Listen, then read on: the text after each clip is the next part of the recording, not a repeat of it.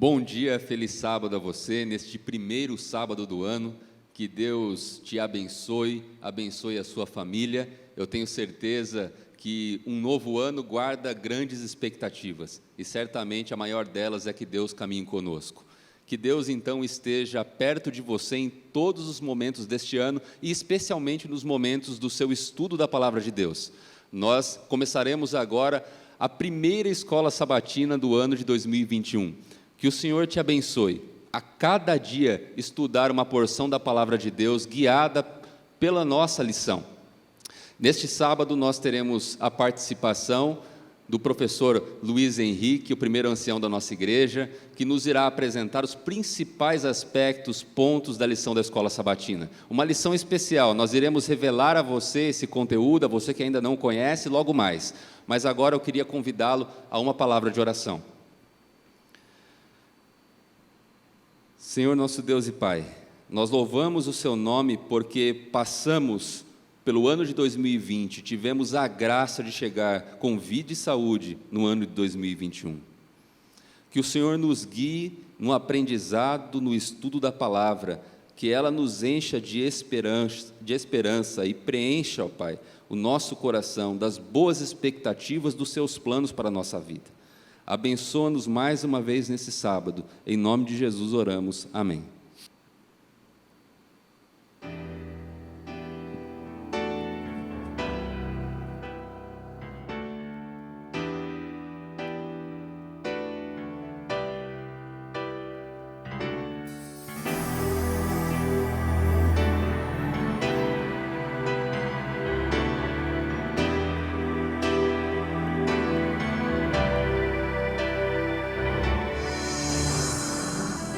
Eu sempre gastei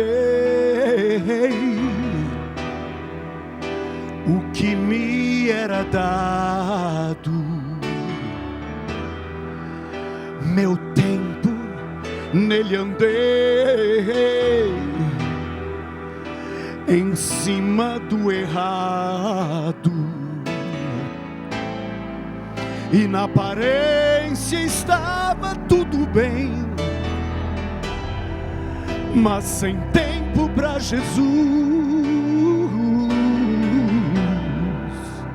O que tinha muito amei, minhas posses, meus negócios, meus bens, mas nada mais destas coisas tem valor. Nada mais para mim é superior, nada mais é mais que Jesus, nada mais.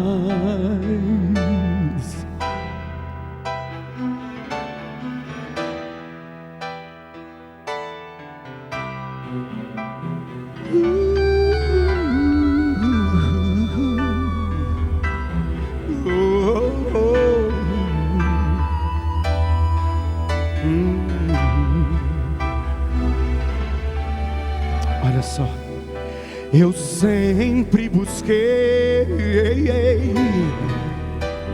o meu reino primeiro,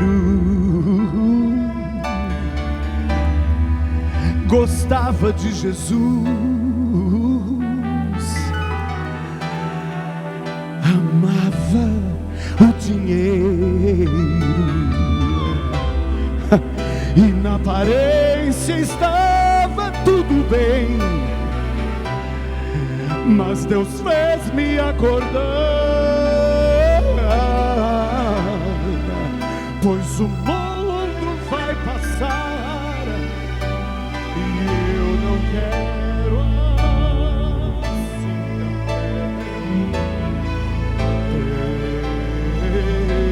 terminar, mas nada mais destas coisas tem valor.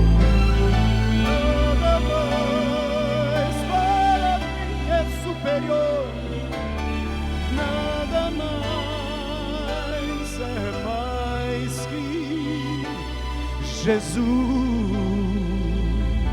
nada mais. Sim, agora sou outro, por sentir o seu amor, devo tudo a Ele, e só nele confio, pra livrar-me do mundo, pra livrar-me do mal.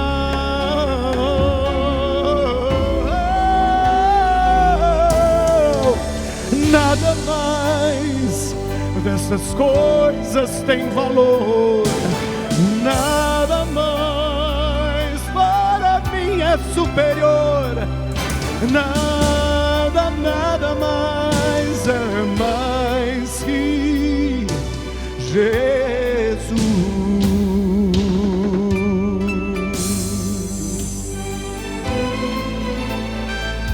Oh, nada mais, oh, nada mais é mais que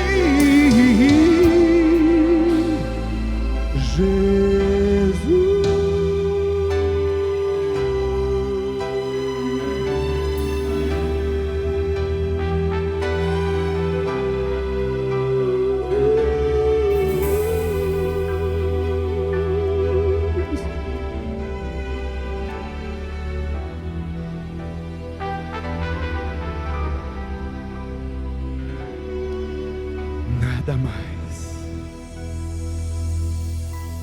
nada mais.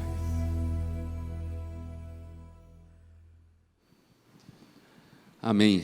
Obrigado, maestro David Wesley, por essa belíssima mensagem. Se você meditou na letra desta música, com certeza chegou ao final dela com esta certeza que o que mais precisamos do que Deus conosco, né? Esse é o suficiente, Ele é o bastante. E eu acho que esse, de uma certa maneira, é também o tema da lição da Escola Sabatina. Eu queria convidar você, nesse momento, a estudar a lição da Escola Sabatina conosco. A lição da Escola Sabatina deste trimestre, a primeira lição do ano de 2021, ela tem como título Isaías, consolo para o povo de Deus. Isaías, consolo para o povo de Deus. Se você ainda não adquiriu a sua lição, o faça, acesse pela internet. Você também tem inúmeras maneiras aí de acessar esse livro. Se tiver dificuldade, busque na tua Bíblia. Estude o livro de Isaías durante esse período. Certamente aprenderemos juntos e cresceremos nesse tema. E para este sábado nós temos o privilégio, então, de ter o professor Luiz Henrique aqui conosco. Seja bem-vindo. Muito obrigado, Wagner. O privilégio é meu, é duplo um privilégio, aliás, um tríplice, aliás, um quádruplo privilégio. O primeiro deles é estar aqui na igreja. Infelizmente, a gente não pode estar com todo mundo, está num modelo diferente aqui, mas é um privilégio poder estar aqui e ajudar a recapitular a lição. O segundo privilégio é estar aqui com você. Eu acho que, pelo que eu me lembro, é a primeira vez que a gente faz isso juntos, né? A gente já fez alguma vez assim, esse diálogo para a lição, que não tenha sido na classe dos jovens há uns 32 anos atrás? Olha, realmente o ano novo traz assim novidades, coisas novas, né? Porque né? realmente Coisas a gente nunca teve essa oportunidade de passar uma lição juntos. Verdade, né? É verdade, cara. Eu não sei se 32 anos, eu não me lembro, faz muito tempo, era um bebê nessa época, mas é um privilégio agora, com certeza. Muito bom, mas o privilégio é meu, Wagner. Olha, muito obrigado também aos organizadores da Escola Sabatina pelo convite. Eu falei que eram alguns privilégios, né? O outro privilégio é vir ao livro de Isaías. Você falou muito bem.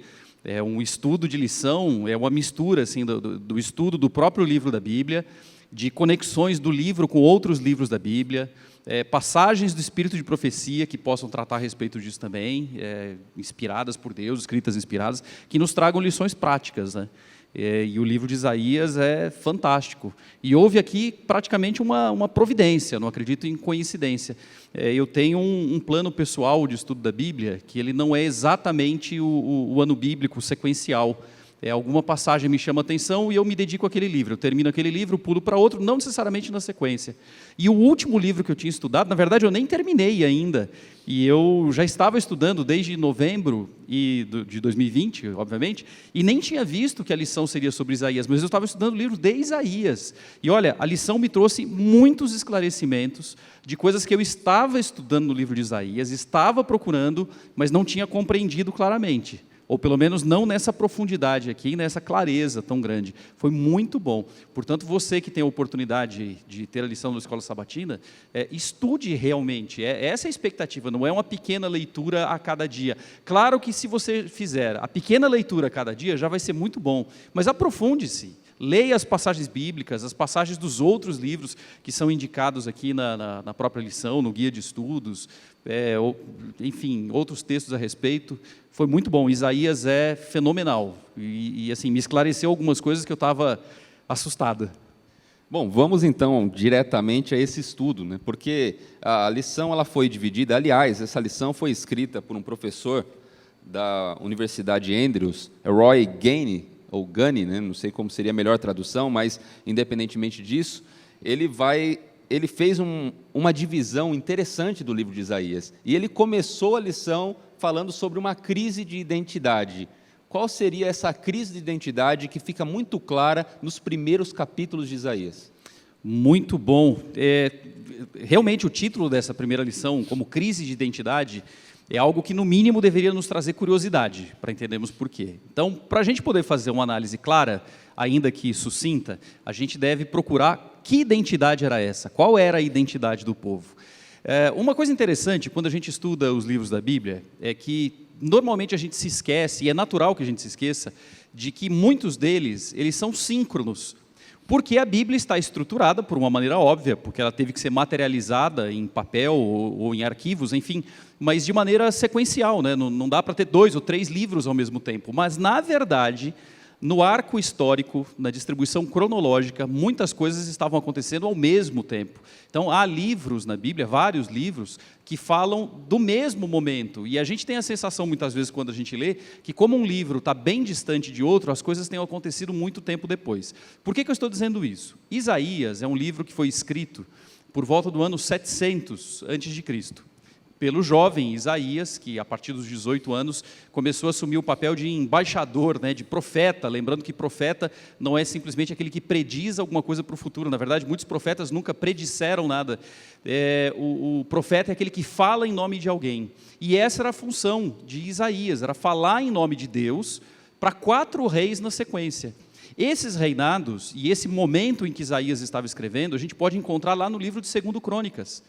Então, Isaías, Oséias, Miqueias, eram profetas que conviviam na mesma época. Que época? A época em que aconteciam os fatos narrados em 2 Crônicas.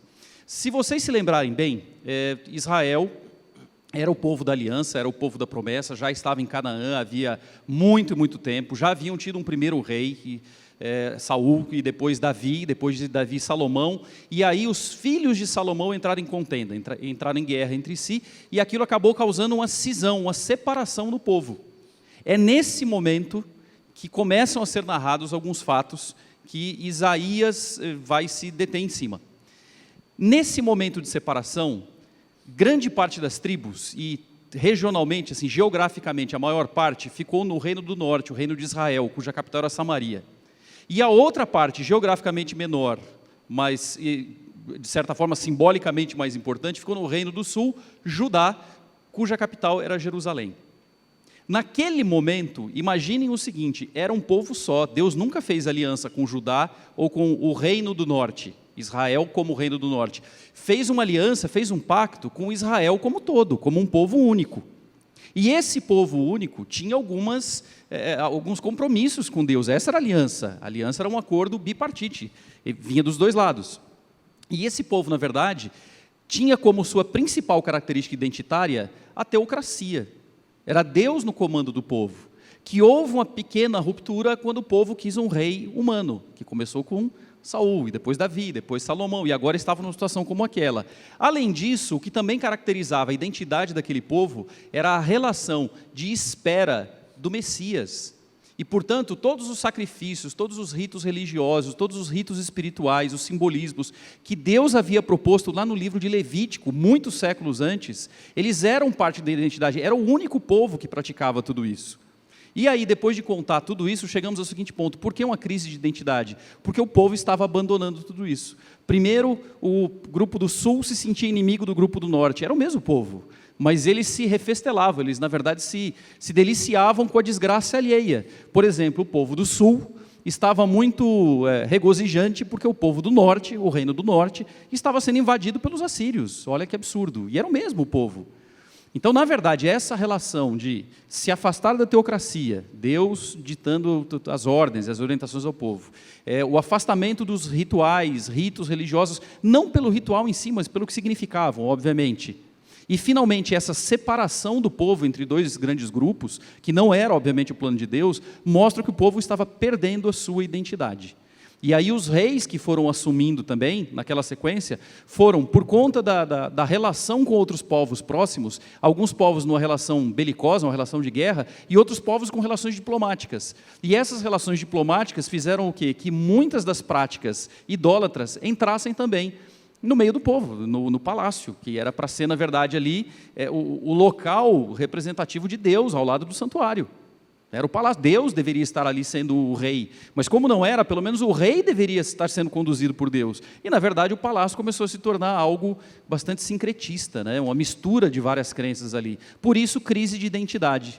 O povo, que era o povo da aliança, havia perdido a sua identidade à época que Isaías estava escrevendo seu livro.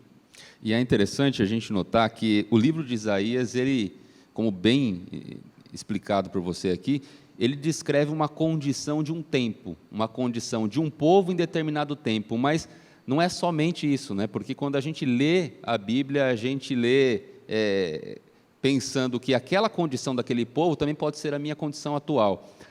Eu tenho uma pergunta a fazer a partir do que você colocou para a gente, professor Luiz Henrique. A crise de memória, ela leva à crise de identidade? Nossa, excelente pergunta, Wagner, excelente pergunta.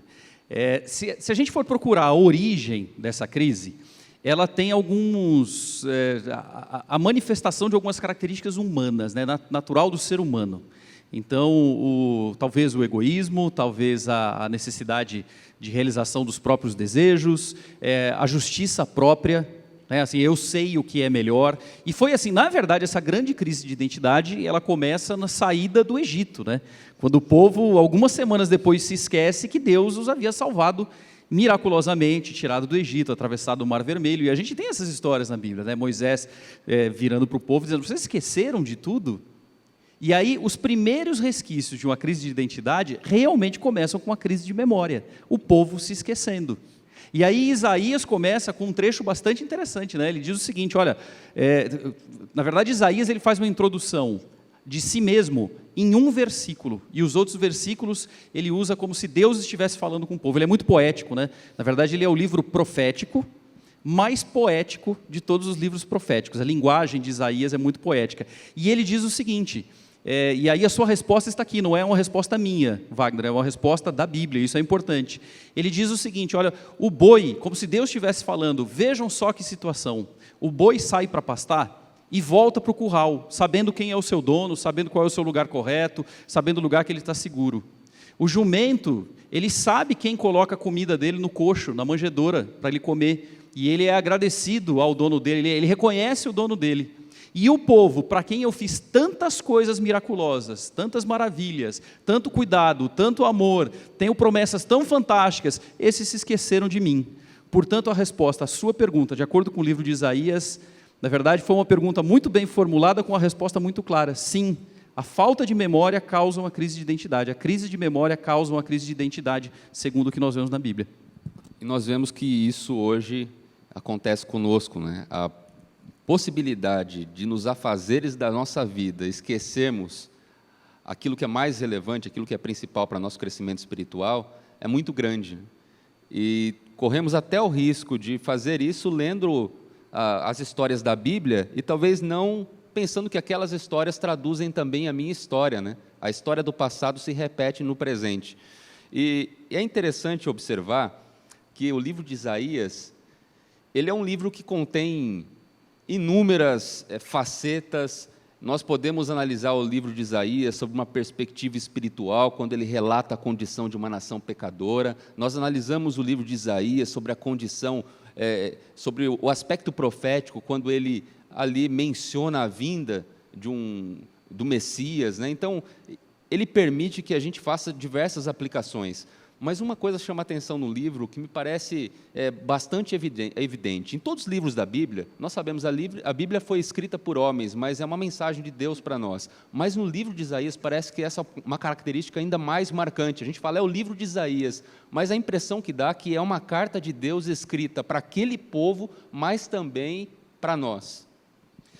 Paulo fala, né, para Timóteo, olha, no final dos tempos, o mundo vai estar muito complicado. Então eu vou dar uma dica para você, Timóteo, corre na Bíblia. A Bíblia tem tudo. Tudo que está na Bíblia para o nosso engrandecimento, é para a nossa direção, é para a nossa proteção. E assim, Paulo escreveu isso muito tempo depois de Isaías estar escrito. Mas o fato é que, se nós pensarmos hoje, nós temos essa consciência também. Tudo que está na Bíblia é importante para a gente. Isaías, eu falei, né, que eu estava estudando o livro de Isaías, no meu plano pessoal aí de estudo da Bíblia, coincidentemente, há 40 dias, 45 dias, e eu me assustei com uma coisa, Wagner, eu confesso para você que está assistindo também, e depois fui encontrar alguns estudiosos exegéticos, né, fazendo o destrinchamento aqui, o estudo mais analítico do livro de Isaías, que acabam dividindo o livro em 3 grandes partes. Então, até o capítulo 39, que é uma parte de advertência, de certa forma, para apontar os erros do povo, apontar essa crise de identidade e as desgraças advindas dessa crise de identidade. Depois, aproximadamente uns 15 capítulos, do 40 ao 55, falando sobre consolo, dizendo o seguinte, olha, está muito ruim mesmo, Deus não diminuiu nada no apontar dos erros, mas disse o seguinte, calma, que ainda há solução no tempo de hoje, ainda há solução imediata, caso vocês mudem o comportamento. E depois, os últimos 10 capítulos, dos 55 ao 66, que até o final do livro, aí sim são as promessas de futuro, quando a gente tem, por exemplo, as promessas a respeito de Jesus. Olha só que fantástico. O que me assustou? Quando eu comecei a estudar Isaías por conta própria, sem o guia de estudos aqui, não sabia que ia ter contato com ele ainda, eu fiquei alarmado com a quantidade de chibatadas, sabe? De Deus apontando, olha, vocês são tão incoerentes, e aí Isaías usa essa linguagem poética, que algumas vezes diz o seguinte, a sabedoria está nas ruas gritando, a sabedoria está na sua frente, dizendo o seguinte, presta atenção em mim, não faça errado, você vai se dar mal, vai ser ruim para você, para a sua família, e a gente olha para a sabedoria e fala, vai embora, não perturba. Olha que coisa, Isaías escreveu de maneira profética, leia o livro, você vai ver coisas, a gente vai estudar durante esse trimestre, mas assim, realmente, Wagner, é uma advertência, uma admoestação para nós, que muitas vezes temos a Bíblia, temos orientação de pessoas espiritualmente comprometidas com o nosso bem, com o nosso cuidado, pessoas que nos amam, e a gente se esquece da nossa identidade. Na verdade, a gente tem uma crise de identidade por esquecer do nosso passado. E esse destaque que você deu, ele chama realmente muita atenção na introdução do livro, porque Deus aqui, na pessoa de Isaías, né, ele denuncia os pecados da nação, né? E ele realmente coloca isso de uma maneira dura, para aquele que lê e se imagina, para nós que estamos lendo, hoje, no nosso tempo, nós já ficamos constrangidos por eles, mas eu imagino que a situação deles, o espírito deles, ao ouvirem essa mensagem e pensar que eles eram os destinatários diretos e principais ali dessa história. E imagina que Isaías chegava no palácio e dizia, rei, tem um recado para dar. Virava as costas para o rei, abria a porta do palácio, na escadaria, e falava para o povo. Falou, estou falando para o rei, mas é para todos vocês. O tamanho do constrangimento, né? E são palavras duras, porque uma delas aqui, né, no livro de Isaías, no capítulo 1, diz assim, eu estou farto dos holocaustos. Olha, Deus olhando e dizendo, eu estou farto disso tudo. E é claro, a gente fala que essas denúncias, como a gente sustentou no início, essas denúncias que Deus faz ao povo daquela época, muitas delas parece que nos cabe também.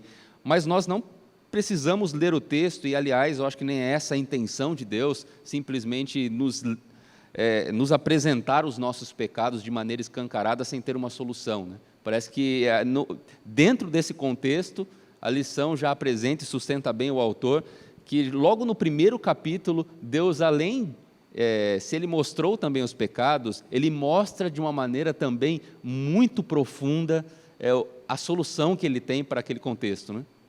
Demais, Wagner. Olha só, logo de cara, o capítulo 1, Deus realmente não economiza nada, né? E Ele diz, olha, vocês perderam a memória, vocês estão horríveis, vocês estão pecadores, vocês estão doentes, vocês sequer têm consciência que estão doentes, vocês não cuidam das suas próprias feridas, vocês se afastaram de tudo que é bom, vocês... e aí entra uma passagem, né, uma sequência muito conhecida, de Deus farto dos holocaustos. Eu não quero mais seus holocaustos, eu não quero mais o seu jejum, eu não quero mais o seu sábado, eu não quero... E muita gente, assim, eu estou cansado das cerimônias religiosas, e muita gente, acho que esse é um ponto importante, se me permite, só um parênteses aqui de 20 segundos, muita gente compreende isoladamente isso aqui, e fala, não, Deus não quer mais nada disso, Deus não quer mais igreja, Deus não quer mais cultos, Deus não quer... Não, na verdade, o texto é muito claro, porque ele diz o seguinte, eu não quero mais nada disso de vocês, porque vocês estão com as mãos sujas de sangue. Não é que eu não quero mais sacrifícios, eu não quero mais, para aquela época, sacrifícios literais, né, no tabernáculo, no santuário, mas não é que eu não quero mais cultos, não é que eu não quero mais que vocês se reúnam em meu nome, que façam jejum, que guardem o sábado. O que Deus estava dizendo é, isso que vocês fazem, achando que só por fazer está tudo certo, eu não aceito, porque vocês estão com as mãos sujas de sangue. E o que era esse simbolismo das mãos sujas de sangue? Eles não estavam em guerra, eles até entrariam em guerra um pouco depois, no cerco de Jerusalém pelos assírios, mas eles não estavam em guerra. O que Deus estava dizendo naquele momento, suas mãos estão sujas de sangue, porque vocês querem o mal dos seus próprios irmãos. Lembra que a gente falou do começo da contextualização histórica? Amigos, pensem no seguinte, era um povo da aliança, e metade do povo estava feliz porque a outra metade estava caindo nas mãos de outro reino, dos assírios. Eles estavam felizes com a desgraça do outro. Olha só, como a gente vê hoje, por exemplo, Wagner, uma polarização tão grande, né? Às vezes dentro, e aqui obviamente sem tomar partido absolutamente nenhum, estaria bastante inadequado, mas pensa na situação política que a gente vive hoje, na situação de saúde, na situação, muitas vezes a gente vê dentro da igreja, e a gente vê, por exemplo, publicações em redes sociais, de pessoas felizes porque outros estavam errados. Pessoas felizes em ter razão, está vendo como o outro está errado, como o outro está seguindo um político A, B ou C, e tomara que aconteceu alguma coisa errada para ele perceber que ele está... Gente, Isaías dizia, ou Isaías escreveu, que Deus entende isso como sangue em nossas mãos. Será que a gente está adotando a postura correta ao ter... Obviamente teremos pontos de vista distintos a respeito das coisas da vida, mas o nosso ponto de vista em comum deve ser a vida espiritual, deve ser o que Deus nos diz para ser o nosso ponto de vista em comum. E a alegria por ver que o outro está errado representava sangue nas mãos, e era por isso que Deus não aceitava. Será que Deus aceita todos os nossos cultos, todos os nossos jejuns, todos os nossos sábados, todas as nossas reuniões religiosas, quando a gente se deleita em ver que os nossos irmãos estão errados por alguma coisa, ou porque pretensamente achamos que eles estão errados? Isso é muito forte para a gente também. Mas como você perguntou, Deus dá uma alternativa aqui, né? E Ele começa de uma maneira fantástica, respeitando completamente o ser humano, mesmo sendo Deus e mesmo tendo todo o poder do mundo, né? Na verdade, do universo, perdão, todo o poder do universo, não só do mundo. E é bonito a maneira como isso é traduzido, né? É um convite que Ele faz, é um convite da graça, né? E não é um convite assim, olha, eu sou todo-poderoso e vou fazer tal coisa. Ele poderia, Ele é todo-poderoso, Ele é o Criador, Ele é o mantenedor de tudo, mas Ele diz o seguinte, vinde, arrazoemos. Ele nos chama para uma mesa de negociação, Ele nos chama para o diálogo, sem precisar, Ele nos chama para o diálogo. Ele falou, eu não quero nada forçado para vocês, eu quero que vocês se lembrem de tudo que eu fiz, para que vocês tenham consciência. Eu estou com uma versão da Bíblia aqui, na verdade uma paráfrase, né? A Bíblia, a mensagem, e diz o seguinte, venham, sentem-se, vamos discutir esse assunto juntos. Olha que coisa, Deus nos convidando para discutir o assunto. Essa é a mensagem do Eterno, essa é a mensagem do Criador. Mesmo que estejam vermelhos como o sangue, os seus pecados ficarão brancos como a neve. Mesmo que pareçam tintos, serão como a lã branca. Se vocês se dispuserem a obedecer, vocês irão festejar como reis. Essa é a verdade, e é o Eterno quem está falando. É um convite maravilhoso. Deus sempre tem um jeito carinhoso de falar conosco, apesar dos nossos pecados, né? A primeira coisa que Ele chama aqui é justamente para discutir a relação, né? No relacionamento, nos nossos relacionamentos pessoais, a gente tem essa necessidade, muitas vezes, de sentar para discutir a relação, né? Aliás, se não houver diálogo, a gente não conseguiria também nos conciliarmos, né, uns aos outros. Então, essa fica como a mensagem final, né, de Deus nos convidando para estarmos com Ele e ajustarmos os nossos pontos com Deus, os nossos relacionamentos com Deus. Professor, muito obrigado. A gente tem um tempo limitado aqui, né, para poder tratar de todos os aspectos da lição. Nossa expectativa é que você o faça também em sua casa. Esse é só um ponto principal, né, um início para que você possa continuar. Imagine que é o convite de Deus para você, né? Vinde, arrazoemos, venham cá, sentem-se aqui, vamos conversar a respeito desse assunto. De que forma? Estudando o livro de Isaías durante 3 meses. Que assim seja. No sábado que vem nós estaremos aqui novamente. Muito obrigado, Luiz, por mais essa lição da Escola Sabatina. Que Deus abençoe você. Eu convido nesse momento a uma oração. Deus nosso Pai, aquele convite feito ao povo de Israel, ele chega aos nossos ouvidos hoje, e nós queremos dizer sim, estamos prontos, Senhor, para arrazoar contigo, para corrigir os nossos pecados, para entrarmos em comunhão com o Senhor novamente. Trabalha no coração de cada pessoa desta igreja e cada pessoa que, de alguma maneira, tenha tido acesso a esse estudo de hoje. Que o Senhor nos abençoe durante todos os demais estudos que faremos e que Teu Santo Espírito, nesse processo, possa transformar a nossa vida. Entregamos em Tuas mãos a vida da nossa igreja, a vida do professor Luiz Henrique, que esteve conosco, por isso oramos em nome de Jesus. Amém.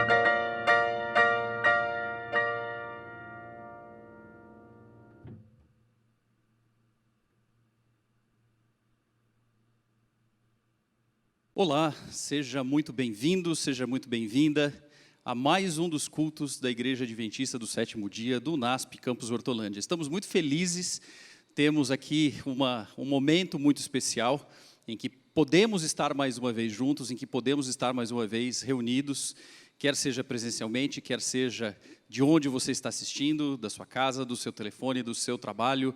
Mas o fato é, nos reunimos para a mesma coisa, para adorarmos o nome de Deus e temos a certeza da companhia de Deus, da inspiração do Santo Espírito, da proteção dos anjos, para que possamos mais uma vez estarmos juntos aqui em adoração.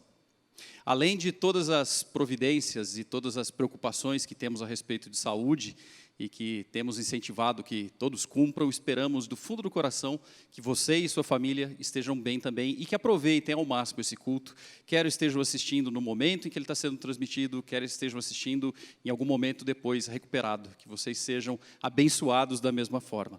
Queremos lembrar de uma coisa muito importante também, que é uma das do nosso culto, que são os dízimos e as ofertas, a devolução dos dízimos e as ofertas, como uma manifestação de reconhecemos que Deus é o dono de todas as coisas, é o proprietário, é aquele que nos dá todas as coisas a partir da sua infinita misericórdia. E dessa forma, queremos incentivar que você também o faça, ainda que não esteja presencialmente aqui na nossa igreja, podendo para isso utilizar o aplicativo 7Me. E além disso, também que possamos, nesse momento, entrarmos em espírito de início desse espírito de adoração, através de uma oração também, por esses dízimos, por essas ofertas, pela sua vida, pela vida da sua família, pelos adoradores e por esse culto de hoje. Como você está, independentemente de onde você esteja, feche os seus olhos, vamos orar a Deus.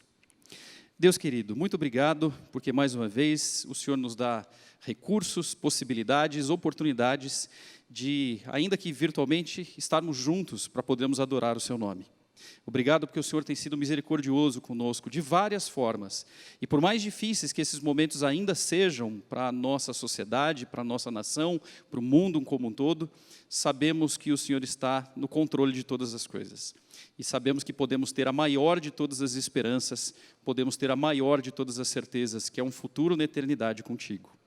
Assim, Deus, esteja conosco nesse culto, aceita também as nossas ofertas, aceita os nossos dízimos como uma demonstração de reconhecimento da Tua propriedade sobre todas as coisas e da Sua bondade e generosidade conosco. E nos dê o espírito correto durante esses próximos momentos, um espírito de adoração, um espírito de serenidade e principalmente de compreensão da Tua palavra a respeito do que o Senhor gostaria que ouvíssemos e que levássemos para a nossa vida a partir da mensagem de hoje. Abençoe os adoradores e abençoe também todos aqueles que por algum motivo não puderam estar aqui e não podem estar nos acompanhando. Que o Senhor os alcance também de todas as formas possíveis. Obrigado por tudo, em nome do nosso Senhor Jesus Cristo. Amém.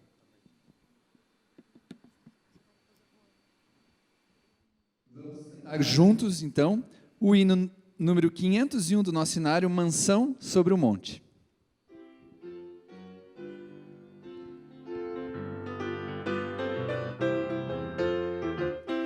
Aguardo o dia de emoção sem par, no qual terei um belíssimo lar, entre colinas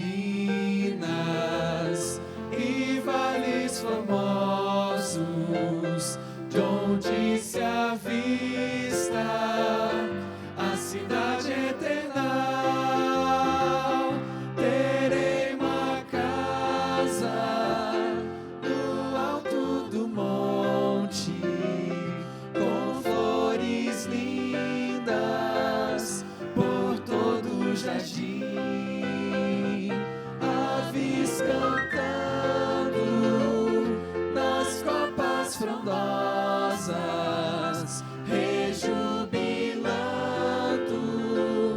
a vida sem fim. Manhãs bem claras, sem nuvens escuras,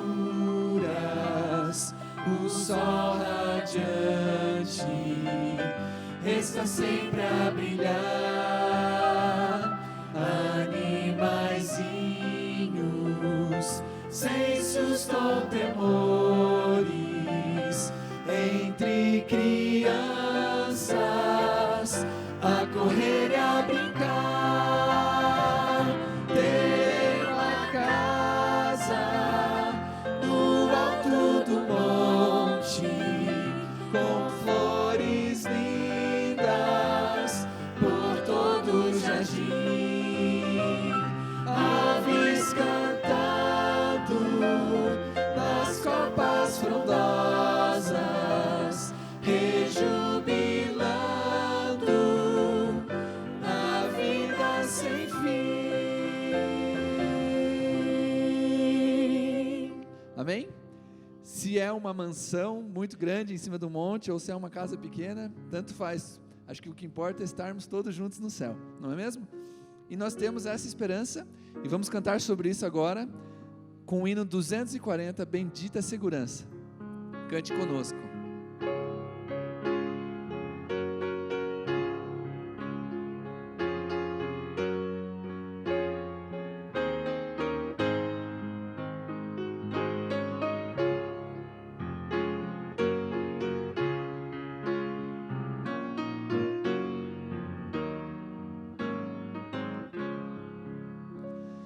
Que segurança sou de Jesus, eu já desfruto bênçãos à luz. Sei que herdeiro sou de meu Deus, Ele me leva à glória dos céus. Canta minha alma, canta ao Senhor.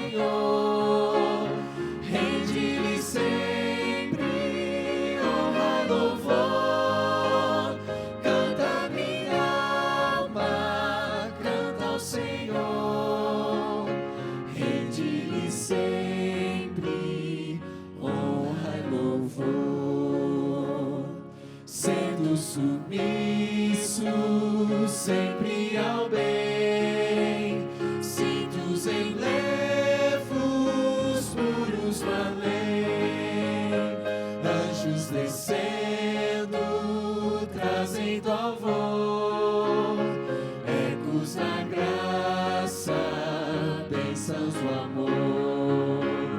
Canta minha alma, canta ao Senhor.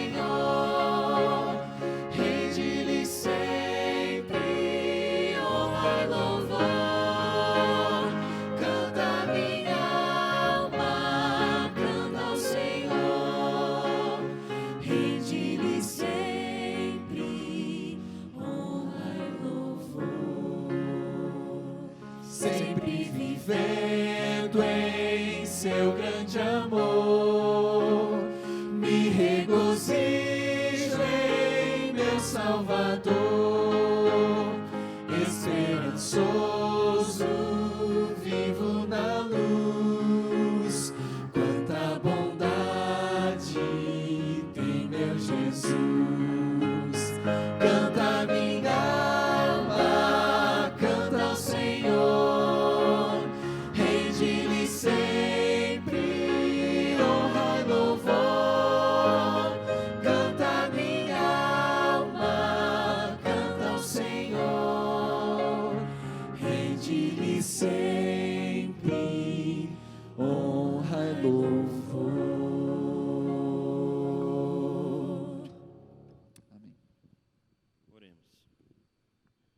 Querido Deus e Pai, obrigado porque temos a oportunidade de estar na Tua casa. Obrigado porque o Senhor nos dá o que é necessário. Te pedimos a Tua presença neste culto, que o Senhor possa abençoar o pastor e que ele possa falar as palavras do céu e que possa alcançar os nossos corações. Te pedimos essas bênçãos, não porque merecemos, mas no nome de Jesus. Amém.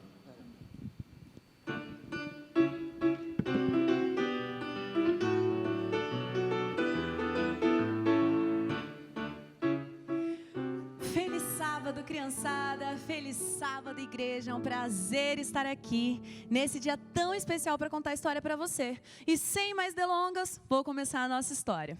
Era uma vez um menino que gostava muito de parque de diversões. Ele era encantado pela montanha-russa. Ai, como ele gostava da montanha-russa. O problema é porque ele não tinha altura para ir na montanha-russa. Ele precisava crescer e atingir a altura correta para poder ir à montanha-russa.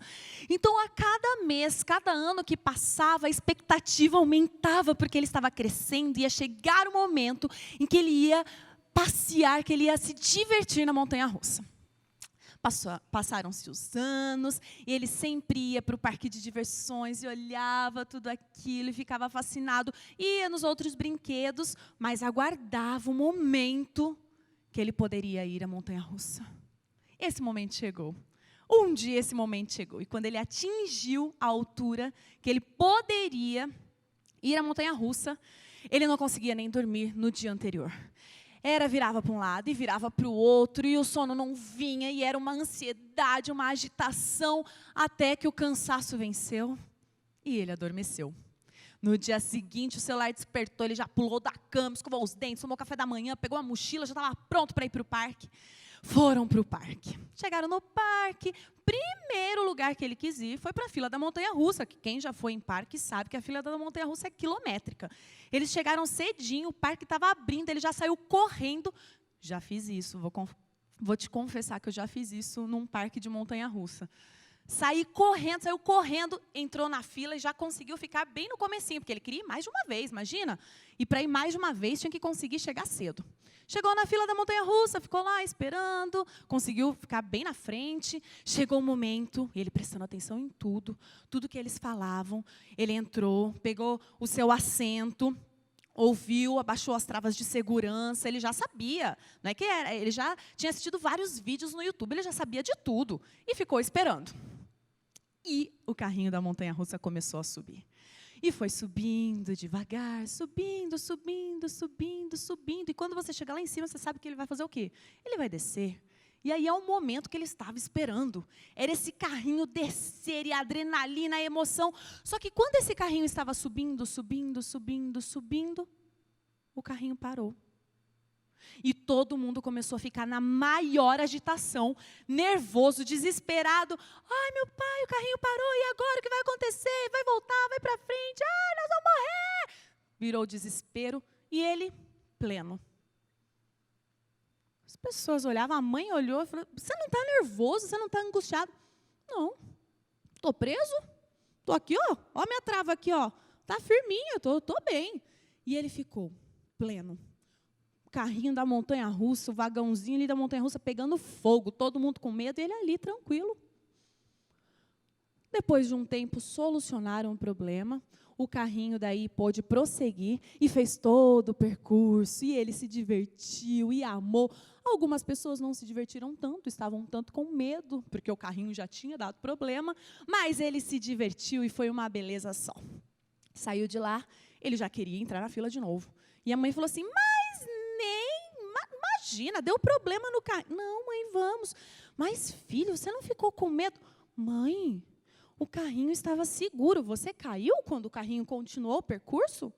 O carrinho estava seguro, ele nos protegeu. Ó, a trava de segurança estava firme. Vamos de novo. E foi caminhando calmamente. Sabe, a nossa vida é como se fosse a montanha-russa.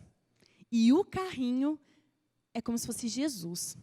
Sabe, durante o percurso, a gente tem os momentos baixos, que nós não estamos bem, que nós estamos mal.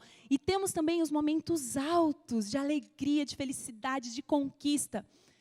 O carrinho, que é Jesus, sempre está com você. Não interessa se está no baixo ou no alto. Jesus sempre está com você. Nunca se esqueça disso, por mais que sua vida esteja péssima. Lembre-se que o carrinho está segurando você, está guardando você durante todo esse percurso. E o nosso desejo sempre é que esse carrinho da montanha-russa esteja sempre no alto. Mas quando ele não estiver, não se esqueça que Jesus está com você. Vamos orar? Querido Pai que estás nos céus, nesse novo ano que nós vamos entrar, nós estamos pedindo, suplicando que o Senhor esteja conosco, nos abençoando. Nos momentos altos da nossa vida, começo de ano, que a gente tem tantas expectativas, tantos pensamentos bons, que o Senhor esteja conosco. Mas se durante o ano esses pensamentos bons, essas expectativas, elas forem engolidas por coisas ruins que acontecem, não me deixe esquecer que o Senhor está conosco, que o Senhor está comigo, não importa a situação. E me ajude a ficar sempre buscando subir a montanha e nunca descer, sempre buscando o melhor. Em nome de Jesus, amém.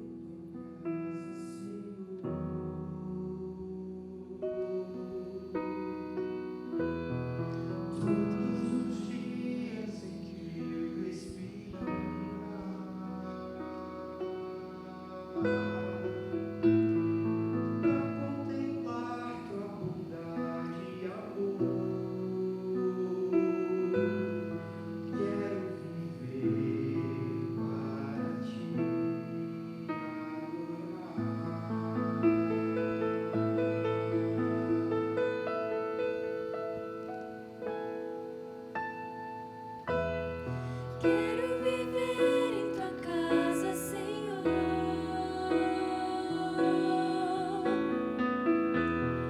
Todos os dias em que eu respirar,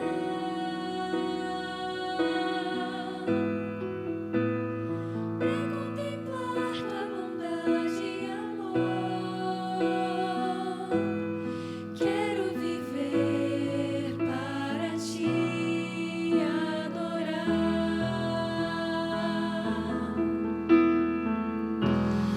O Senhor é a minha luz e minha salvação. De quem sentirei temor? Se comigo Ele está. O Senhor é meu refúgio e minha fortaleza. De quem sentirei temor? Se Cristo é meu Senhor.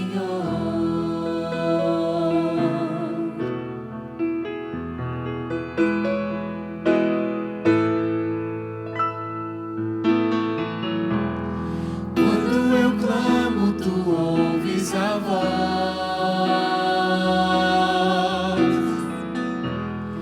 A tua face, Senhor, buscarei.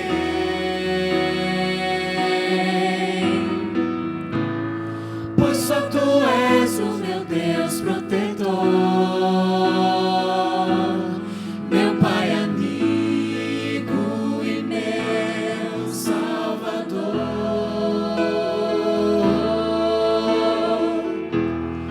O Senhor é a minha luz e minha salvação. De quem sentirei temor? Se comigo Ele está. O Senhor é meu refúgio e minha fortaleza. De quem sentirei temor? Se Cristo é meu Senhor.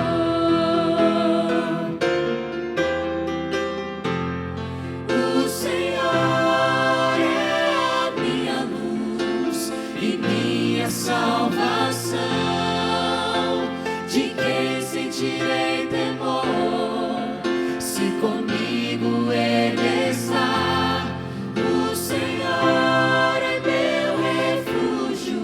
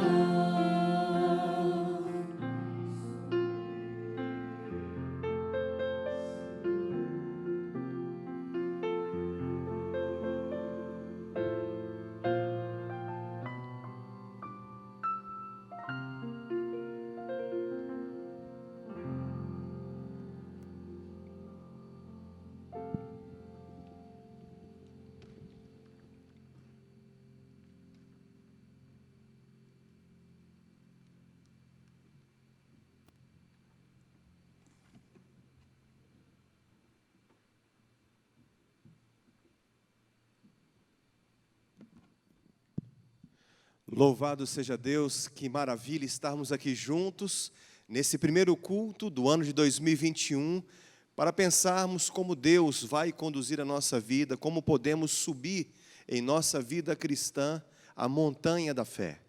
Tenho certeza absoluta que você está iniciando esse ano com uma expectativa de que as coisas possam melhorar na sua vida familiar, na sua vida no trabalho, na igreja, em todos os aspectos da sua vida.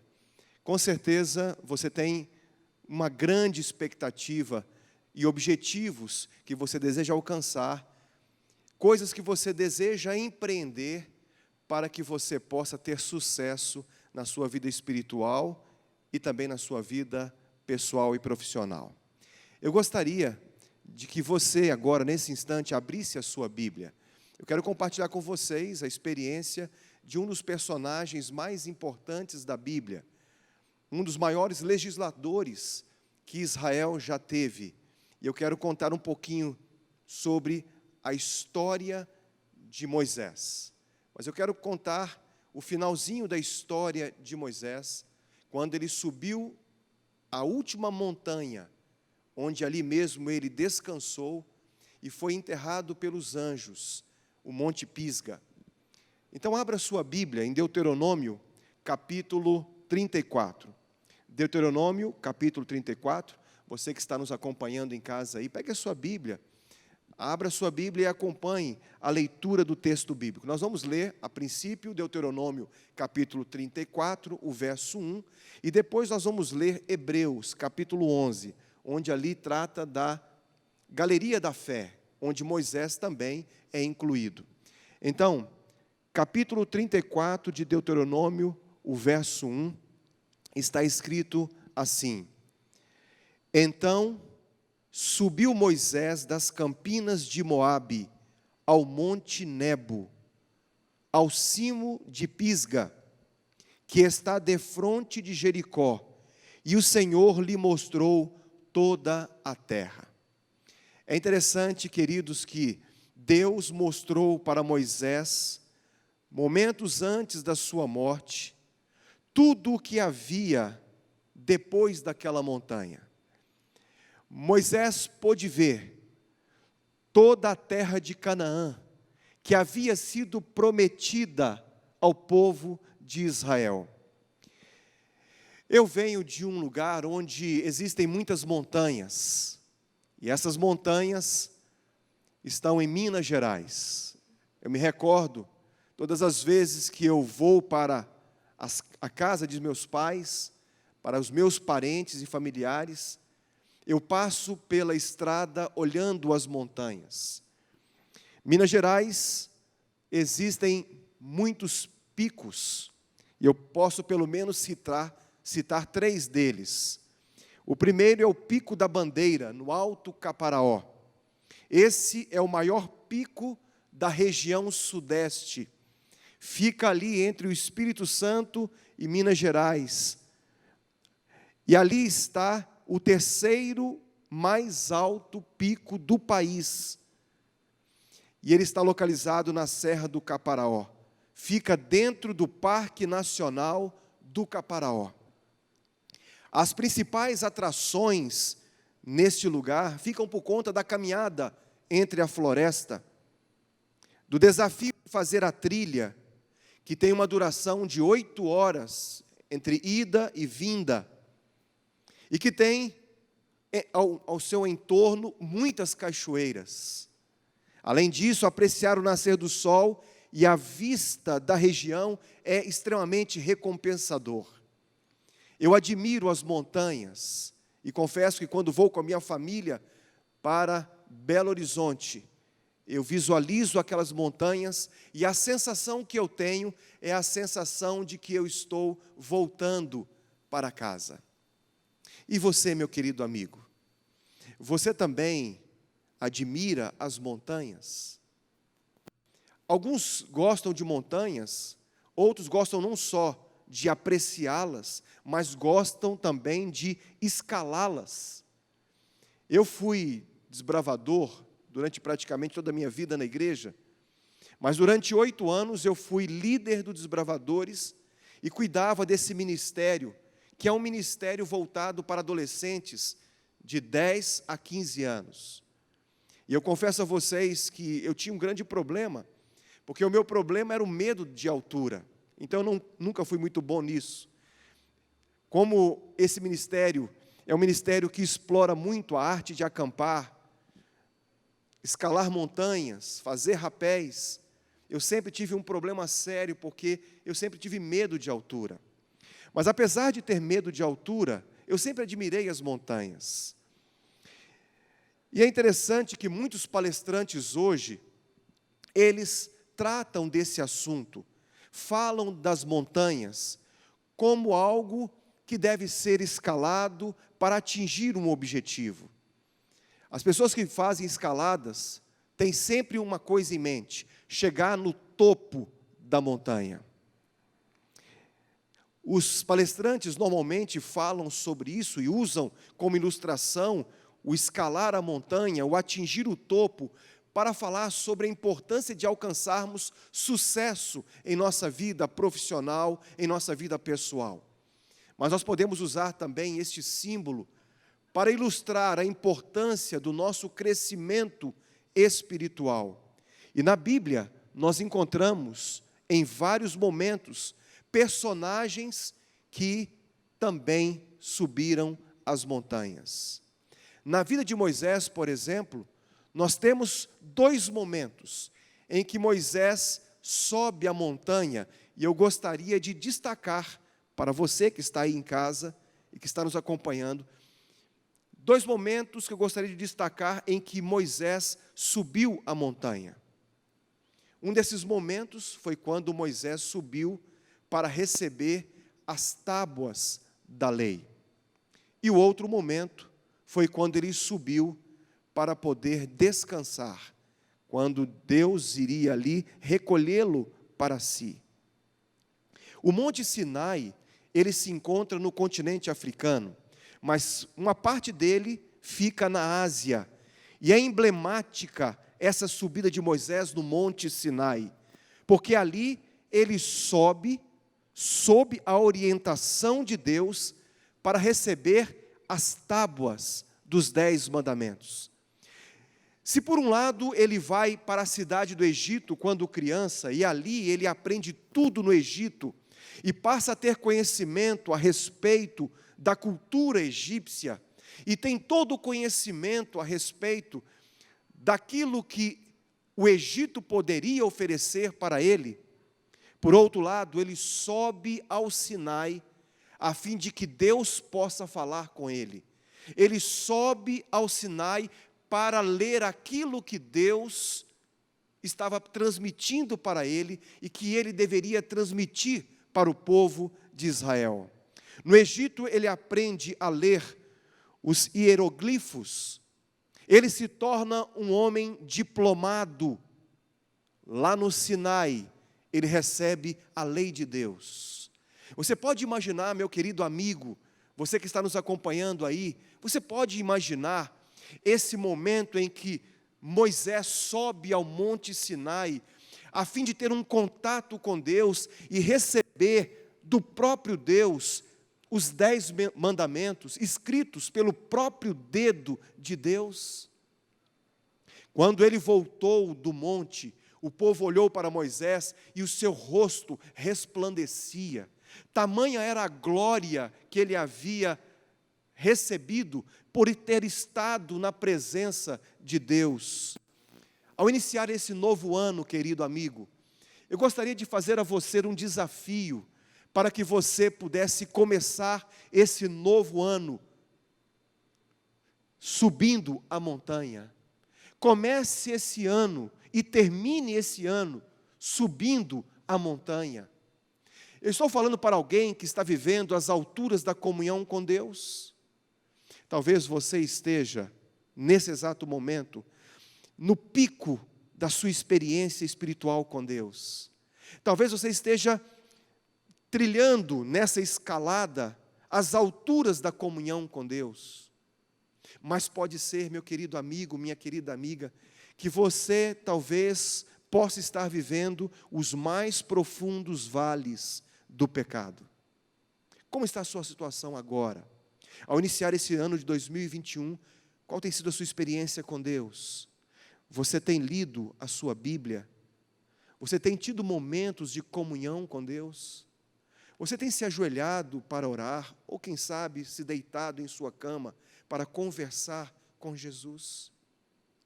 Eu não sei se a sua vida tem sido uma vida de grandes alturas, de momentos em que você está sempre no topo, ou se a sua vida tem sido mais marcada pelos momentos em que você está no vale, cansado, aflito, ferido e cansado. Como está a sua experiência com Deus?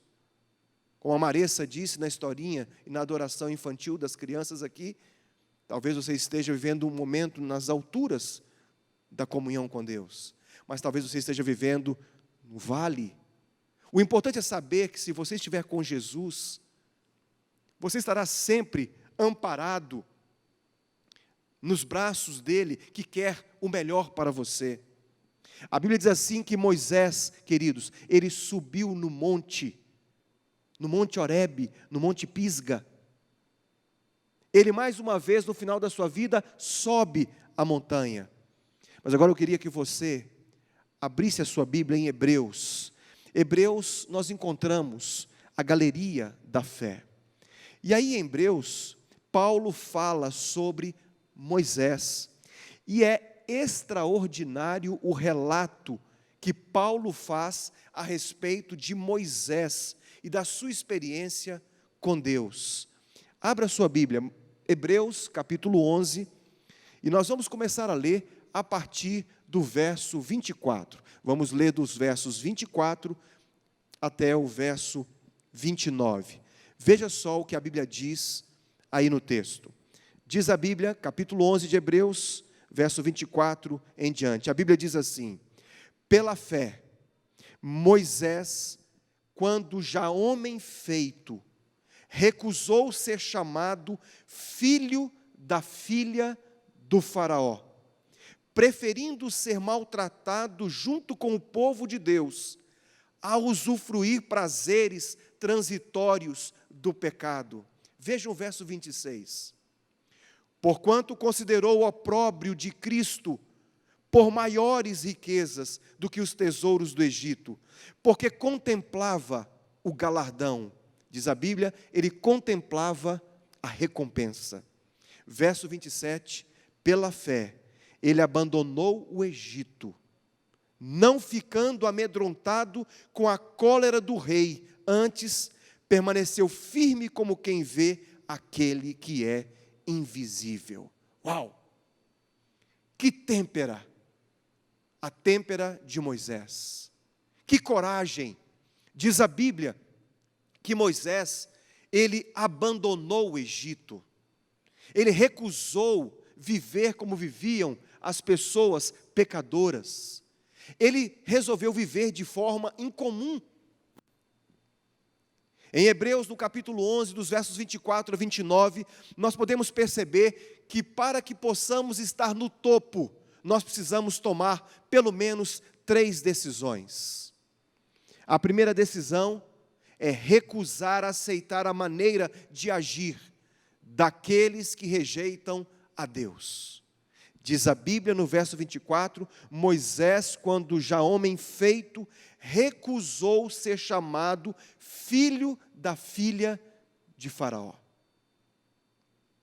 Aqui nós vemos que Moisés tomou uma decisão logo que ele atingiu o ápice. Diz a Bíblia que quando ele se tornou homem feito.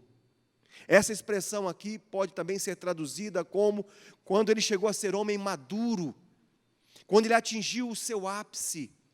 Imagine agora Moisés, ele era um hebreu por dentro, mas ele era um egípcio por fora. E quando soube que não era egípcio, isso tornou para ele uma experiência muito intrigante. Ele começou a viver com essa sensação de que ele era um hebreu por dentro, mas um egípcio por fora. Isso causou nele um tremendo conflito. Mas mesmo diante de todas as dificuldades, nos momentos de baixa, onde ele estava no vale, ele decidia subir a montanha, escalar a montanha. A primeira decisão de Moisés foi recusar aceitar a maneira de agir das pessoas que eram pecadoras. E a sua decisão foi decidir não ser mais chamado filho da filha de Faraó. Você sabe, você imagina o que isso significa? Você pode imaginar o que significa você recusar a ser chamado filho da filha de Faraó? Segunda decisão de Moisés, ele abandonou o Egito. Será que eu estou falando para alguém nesse momento que está aí me ouvindo? Eu não sei o que você está pensando agora, eu não sei qual é a sua condição nesse momento, mas é possível que haja alguém que nesta hora esteja me ouvindo e que esteja no Egito. O Egito, querido, é um lugar familiar. O Egito, para Moisés, era um lugar onde ele se sentia à vontade. Era o lugar onde ele havia crescido. Era o lugar onde ele era respeitado, onde ele era bajulado, porque ele era ninguém mais e ninguém menos do que o príncipe do Egito. Ele era o faraó que deveria ser eleito, ele era chamado de faraó eleito, era o neto adotivo do grande faraó, era o filho da filha de Faraó. Mas a Bíblia diz que este Moisés, ele abandonou o Egito.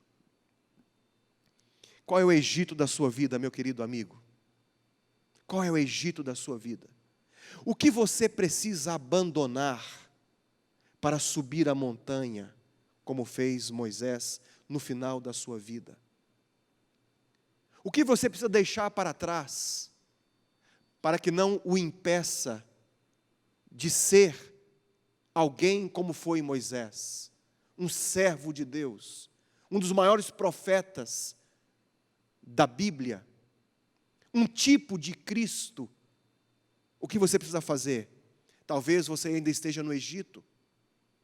Melhor é subir a montanha para avistar Canaã do que permanecer no Egito. A terceira decisão que Moisés tomou foi decidir ser incomum. Vamos ver isso na Bíblia, quando Moisés decidiu abandonar o Egito. Olha só o que a Bíblia diz a esse respeito. Diz a Bíblia, verso 25 do capítulo 11 de Hebreus, diz a Bíblia: preferindo ser maltratado junto com o povo de Deus, a usufruir prazeres transitórios do pecado. Vejam, aqui ele decide, ele prefere, ele toma uma decisão. Ele não só prefere ser maltratado juntamente com o povo, mas diz a Bíblia, no verso 26, portanto, considerou o opróbrio de Cristo, o sofrimento de Cristo, como algo mais rico, mais precioso do que as riquezas do Egito. Será que eu estou falando para alguém que não tem desejado abandonar o Egito, as riquezas do Egito, os prazeres do Egito, para poder seguir o caminho de Cristo?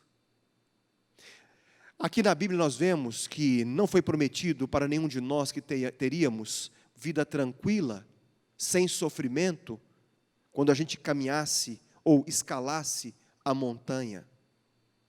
E a vida cristã é um convite para subirmos a montanha. Comece e termine a sua vida cristã subindo a montanha, nunca descendo. Mas o verso 27 diz algo extraordinário. Diz assim: pela fé, ele abandonou o Egito, não ficando amedrontado com a cólera do rei. Aqui ele decide abandonar aquilo que lhe era familiar. aquilo que ele amava, aquilo que o favorecia. Ele decide abandonar a sua zona de conforto. Será que eu estou falando para alguém que precisa abandonar a sua vida ou a sua zona de conforto? Ele permanece firme e ele sai de casa. Ele decide não ser mais chamado filho da filha de Faraó. E a terceira decisão que Moisés toma em sua vida, ele decide fazer o incomum. Imaginem, ele era hebreu por dentro, mas era egípcio por fora. E agora, ele precisava fazer algo que Deus havia pedido para ele. Deus pediu para ele para que ele pudesse matar um cordeiro, pudesse reunir famílias, e deveriam comer o cordeiro de forma apressada, que deveria ser imolado. Eles deveriam colocar a capa, deveriam colocar as sandálias dos pés, e deveriam comer o cordeiro com ervas amargas, e sair correndo para o êxodo, para serem libertos da escravidão do Egito. Isso era loucura para aquelas pessoas. Imagine você, querido, se fosse hoje, nos dias de hoje, de repente uma nação escravizada tem um líder que agora conclama as pessoas daquele povo, daquela nação que está escravizada por um grande poder, por uma potência mundial, e alguém então chega e diz assim para o povo: amigos, nós precisamos agora matar o cordeiro e devemos passar sangue nas portas, em ambos os umbrais e na verga superior, porque a morte está vindo. O que você acha que as pessoas pensariam a respeito de alguém que pregasse sobre isso? As pessoas iriam dizer: é um louco passar sangue nas portas para poder afastar a morte? E com certeza muitos críticos, muitos zombadores começaram a dizer assim: quer dizer, agora que nós vamos ter que passar sangue nas portas para a morte não se aproximar de nós? Então vamos correr para o templo de Mênfis, porque pelo menos lá as portas são maiores, são mais resistentes. E começaram a zombar de Moisés e do povo de Israel. Diz a Bíblia, pela fé, diz aí o verso 28, pela fé celebrou a Páscoa e o derramamento do sangue, para que o exterminador não tocasse nos primogênitos dos israelitas. Pela fé atravessaram o Mar Vermelho como por terra seca. Amigo querido, quando a gente toma uma decisão ao lado de Jesus, quando a gente está subindo a montanha, a gente realiza coisas que não são comuns. Coisas incomuns são realizadas. A travessia do Mar Vermelho foi algo extraordinário, algo incomum. Se você, querido amigo, querida amiga, deseja fazer alguma coisa que seja incomum, você deve silenciar os críticos. E silenciar os críticos significa fazer aquilo que Deus lhe pede e não aquilo que as pessoas dizem que nós devemos fazer. Imagine um jovem forte hebreu por dentro e completamente egípcio por fora. A expressão que diz aqui, quando já homem feito, a Bíblia diz assim que Moisés era um homem rico, um homem poderoso, tinha regalias. Toda pessoa, todo indivíduo no caminho da vida chega a uma encruzilhada. E a primeira encruzilhada na vida de Moisés foi quando ele teve que escolher, recusar, viver como os pecadores. Diz a Bíblia que ele estava diante de uma encruzilhada. E quando a gente está diante de uma encruzilhada, nós temos dois caminhos opostos, o da direita e o da esquerda. Moisés teve que seguir um desses caminhos. E nós conhecemos aquilo que a Bíblia menciona, o caminho estreito e o caminho largo. Uma destas estradas é larga, ampla, atraente, bastante transitada. A outra é estreita, acidentada, pouco transitada e solitária. A encruzilhada nos obriga a tomar uma decisão. A sua escolha o leva a uma ou outra direção. E sempre quando nós tomamos uma decisão de ir por um caminho ou outro, nós encontramos logo adiante outra encruzilhada.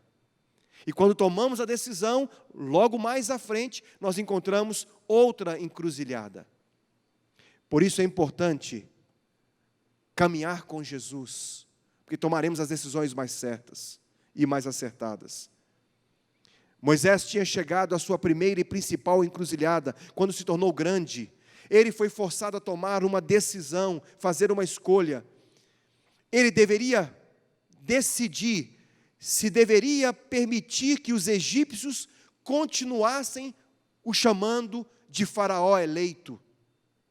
A Bíblia diz que ele se recusou a ser chamado filho da filha de Faraó.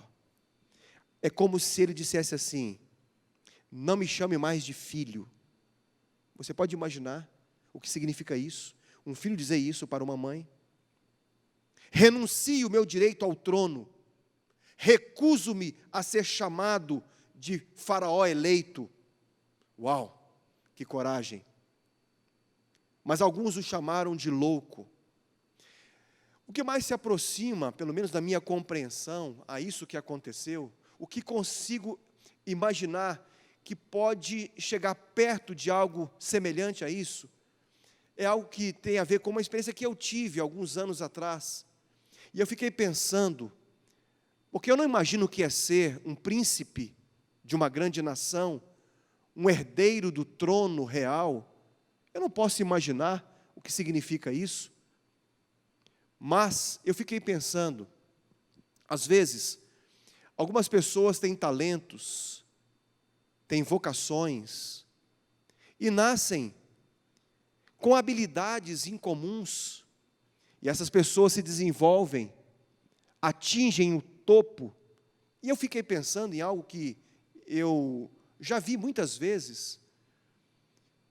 Eu fiquei pensando, por exemplo, num jogador de futebol, e ele entra na categoria de base, e ali ele se especializa, ele trabalha os seus fundamentos básicos, as pessoas percebem que ele tem grande potencial, e ele vai para a categoria sub-15, então vai para a categoria sub-17, ele é convocado para a seleção brasileira, ele volta para o seu clube, e ele então faz o seu nome ali, e as pessoas começam a pensar, esse rapaz tem grande futuro.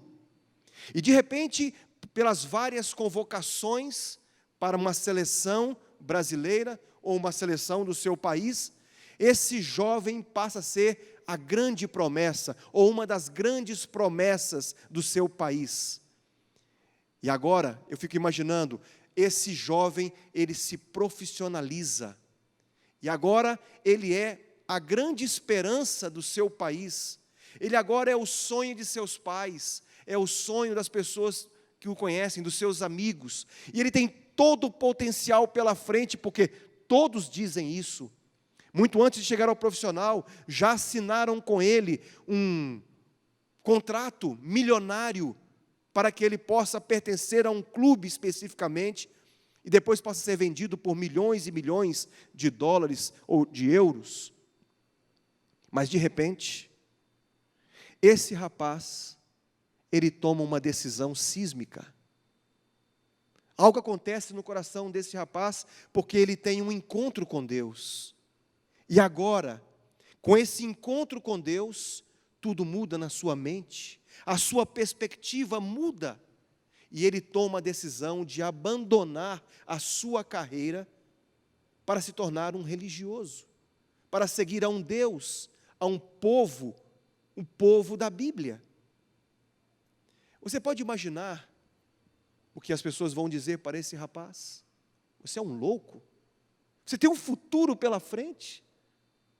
Você já foi para a seleção brasileira, você se profissionalizou, e agora você vai abandonar tudo. A Bíblia diz assim que Moisés, ele já era homem feito, ele já era um príncipe. Aí as pessoas vão dizer assim para aquele rapaz, você não pode abandonar a sua carreira. E ainda assim, aquele jovem deixa a sua carreira profissional e decide-se ao lado de Jesus, sendo um religioso. para fazer a vontade de Deus e cumprir um propósito específico na vida dele. Eu não quero dizer com isso, queridos amigos, que Deus não aprova a prática de esportes, ou quem sabe alguém ser um jogador profissional. Eu quero dizer é que quando Deus chama alguém, como Deus chamou Moisés, mesmo sendo um príncipe no Egito, mesmo sendo o neto do grande faraó, mesmo sendo filho da filha de faraó, quando Deus chama e ele capacita. Moisés foi imbuído por um sentimento que Deus colocou no coração dele, e ele ouviu a voz de Deus e abandonou tudo, e certamente as pessoas o chamaram de louco. Ele tinha tudo o que desejava, ele tinha um mundo em suas mãos, mas ele recusou. Vejam as palavras da Bíblia: preferindo ser maltratado. A Bíblia diz assim: ele considerou todas as riquezas do Egito como sendo menor do que sofrer por Cristo. Semelhantemente a Moisés, nós temos a história de Elias, que sozinho subiu ao Monte Carmelo, e ele disse praticamente a mesma coisa para os israelitas, dizendo o seguinte: até quando cocheareis entre dois pensamentos? Se Baal é Deus, segui-o, mas se Jeová é Deus, segui-o. Elias disse assim: vocês precisam escolher hoje quem é que vocês querem servir. E a mesma coisa eu digo para você que está agora assistindo e ouvindo este sermão, esse culto especial, nesse início de ano. Você tem que escolher quem é que você vai seguir. É justamente no processo do início da sua caminhada que você deve priorizar os seus princípios de vida, porque é eles que farão com que você chegue ao topo da montanha na vida espiritual. Moisés percebeu que sua escolha não era nem culturalmente popular e nem materialmente vantajosa. Ele tirou da cabeça o adorno de Faraó, saiu do palácio da rainha, ignorou todas as prerrogativas que poderia desfrutar pelo resto da sua vida, e ele decidiu seguir o povo que andava com Deus. Amigos, Paulo aqui, quando fala na galeria da fé sobre Moisés, não está procurando enfeitar o texto bíblico, não. A verdade, queridos, é que os prazeres do pecado são sempre mais agradáveis do que andar na retidão, pelo menos a princípio.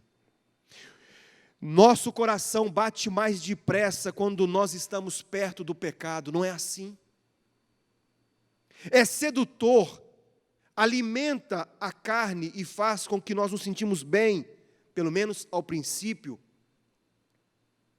Você também já se sentiu assim, seduzido pelo pecado? A Bíblia diz, queridos, que Moisés, ele abandonou o Egito. Se por um lado Moisés não temeu o que o rei pudesse fazer contra ele, pelo lado positivo, ele olhou para a frente, vendo aquele que é invisível, segundo diz a Bíblia. Moisés olhou para aquilo que era, ou para aquele que era invisível. Não existe esfinge hoje no Egito, queridos, em homenagem a José do Egito, perdão, a Moisés. Não existe hoje nenhuma esfinge em honra a Moisés, porque na verdade Moisés abandonou o Egito. Se você está mais comprometido com o Egito do que um êxodo, é bem provável que você não esteja comprometido com Deus. Moisés recusou os prazeres do pecado, deixou as coisas que lhe eram familiar, e agora ele realiza algo incomum para Deus. Ele fez com que o povo atravessasse o Mar Vermelho em seco. Algo extraordinário aconteceu. Ao estudar esta passagem, e com isso eu quero finalizar, eu quero que você aprenda 3 lições. A primeira, querido amigo, para ter o discernimento necessário para recusar o pecado, a fé deve sobrepor-se aos nossos sentimentos. Uma coisa é o que nós sentimos, uma coisa é o que nós desejamos, a outra coisa é o que Deus nos pede. O fato de desejarmos alguma coisa ou sentirmos algo não quer dizer que isso seja aprovado por Deus. Então, é necessário recusar o pecado e a fé deve sobrepor aos nossos sentimentos. Nós vivemos numa época de emoções. O que importa é o que você sente, mas a nossa preocupação, a preocupação bíblica, é com aquilo que Deus pede. Segunda lição, para deixar o Egito e ter a determinação necessária para deixar o que é familiar, o que nós estamos acostumados, a fé deve ser a nossa âncora. Quando a fé é a nossa âncora, podemos fazer malas e seguir em frente. Terceira lição, para ter disciplina exigida para fazer o que é incomum, coisas extraordinárias para Deus, a fé deve silenciar os críticos. Pode ter certeza, meu querido amigo, que quando você decidir fazer a vontade de Deus, você vai fazer coisas incomuns. Mas você só vai fazer coisas incomuns, extraordinárias, se você silenciar os críticos. Haverá críticos. Será necessário ter disciplina para fazer uma viagem e atuar mesmo diante das zombarias, os comentários condescendentes, os inevitáveis prognósticos, mas seja fiel a Deus. Faça aquilo que Deus está pedindo que você faça. Porque você vai ter sucesso na sua vida espiritual. Você vai subir a montanha, você vai desfrutar o topo. Amigo, comece e termine a sua vida subindo a montanha. A Bíblia diz que quando Moisés subiu no monte Pisga, no monte Horebe, lá do alto, Deus, mostrou para Moisés tudo o que aconteceu desde o jardim do Éden e o que aconteceria com o povo depois que eles chegassem na Canaã terrestre. Moisés viu o povo ali abandonando a fé depois de alguns séculos. O povo indo para o cativeiro, se tornando escravo dos povos pagãos. Moisés viu Jesus nascendo, viu os discípulos pregando o Evangelho, viu Jesus voltando e viu todos os remidos chegando na Canaã celestial. Moisés, no final da sua vida, ele estava subindo a montanha. Sabe qual é o segredo de Moisés? Qual foi o segredo, o grande segredo de Moisés? É que quando ele chegava numa encruzilhada, ele olhava mais adiante. E aí ele conseguia enxergar mais adiante a direção que ele deveria seguir. Quando nós olhamos para a Bíblia e quando nós consultamos a vontade de Deus através da sua lei e seus mandamentos, nós conseguimos enxergar mais adiante. E podemos tomar a direção certa em nossa vida.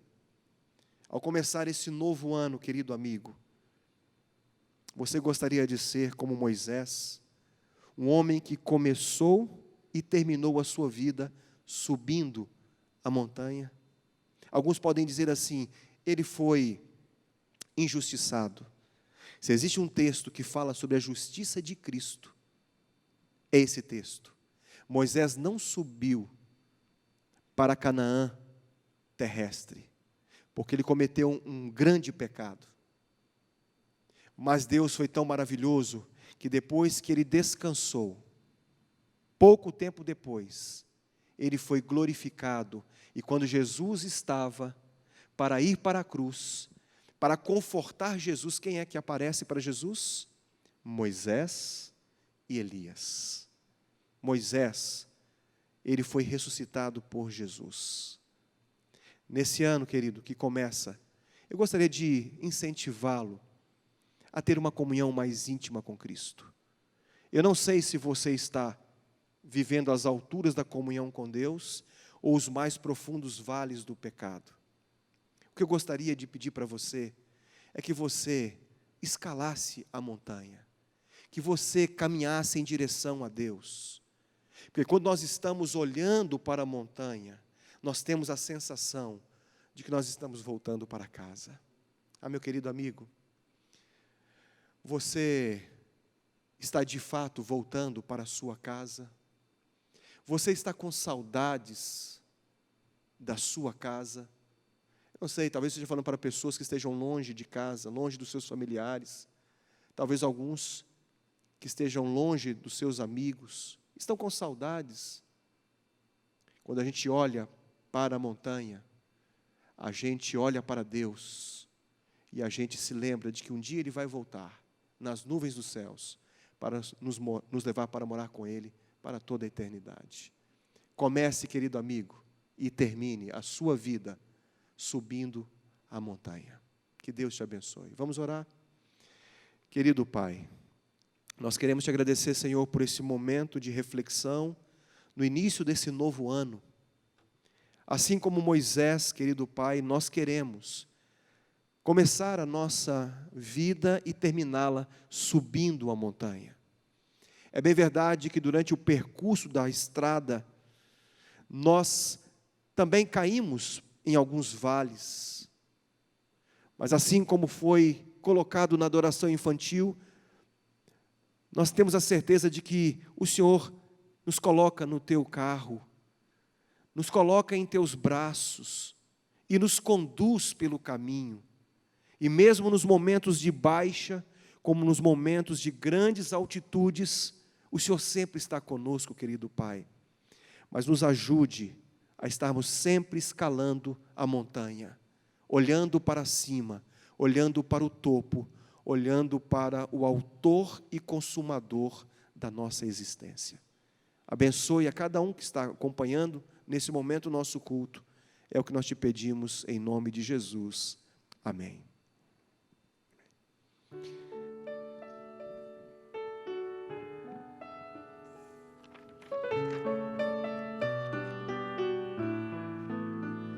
Que o Senhor nos abençoe e que também nos dê a paz. Que o Senhor nos acompanhe agora e sempre.